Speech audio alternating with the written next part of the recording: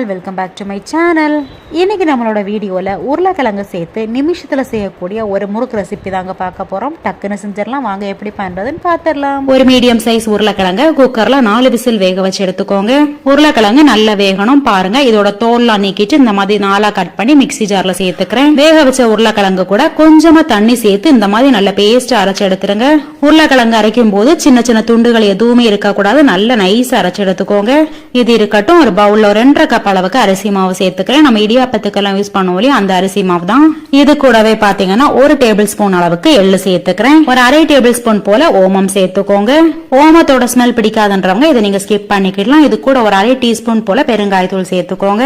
உங்களோட காரத்துக்கு ஏத்த மாதிரி மிளகாத்தூள் சேர்த்துக்கோங்க. நாங்க சின்ன டீஸ்பூன்ல 1 டீஸ்பூன் அளவுக்கு மிளகாத்தூள் சேர்த்திருக்கேன். கலர் ரொம்ப வேண்டான்றவங்க இதுக்கு பதில் பெப்பர் தூள் கூட சேர்த்துக்கலாம். இது கூட கொஞ்சமா உப்பு சேர்த்துக்கிறேன். 1 டேபிள் ஸ்பூன் போல பட்டர் சேர்த்துக்கோங்க. பட்டர் பாத்தீங்கன்னா ரூம் டெம்பரேச்சர்ல இருக்க மாதிரி பார்த்து சேர்த்துக்கோங்க.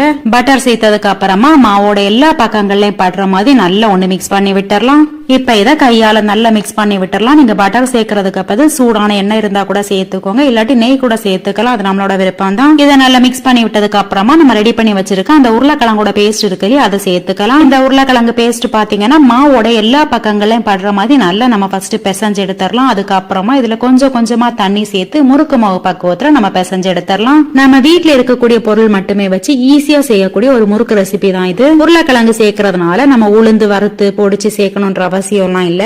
நாம சேர்க்கக்கூடிய தண்ணி பாத்தீங்கன்னா நார்மலா இருக்கக்கூடிய பச்சை தண்ணி சேர்த்தாலே போதும், சுடு தண்ணி எல்லாம் சேர்க்கணும்ன்ற அவசியம் இல்ல. தண்ணி சேர்க்கும் போது மட்டும் மொத்தமா சேர்த்துறாதீங்க, கொஞ்சம் கொஞ்சமா தண்ணியை தெளிச்சு விட்டு பிசைஞ்சுக்கோங்க. அடுத்து பாத்தீங்கன்னா நம்ம மாவு பிசைஞ்சு ரெடி பண்ண உடனே நம்ம இந்த முறுக்க சுட ஆரம்பிச்சிடணும். ரொம்ப நேரம் இந்த மாவை வச்சுட்டோம்னா மாவு ரொம்ப புளிக்க ஆரம்பிச்சிடும். அதனால மாவு பிசைகிற நேரத்திலே பாத்தீங்கன்னா நம்ம எண்ணெயை சூடு பண்ணிடலாம்.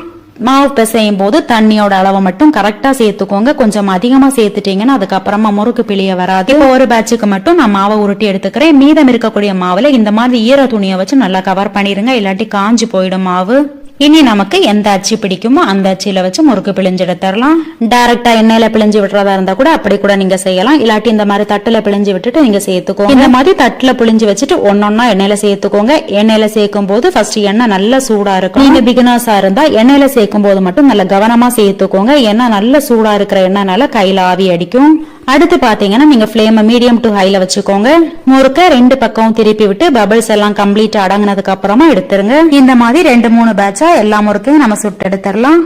ஈஸியா செய்யக்கூடிய ஒரு முறுக்கு ரெசிபி, சாப்பிட நல்ல டேஸ்டாவும் கிறிஸ்பியாவும் இருக்கும். கிட்ஸுக்கு ரொம்ப பிடிக்கும். ஈவினிங் ஸ்நாக்ஸா நீங்க இதை ட்ரை பண்ணி பாருங்க. இந்த வீடியோ உங்களுக்கு பிடிச்சிருந்தா லைக் பண்ணுங்க, ஷேர் பண்ணுங்க, மறக்காம சப்ஸ்கிரைப் பண்ணிக்கோங்க.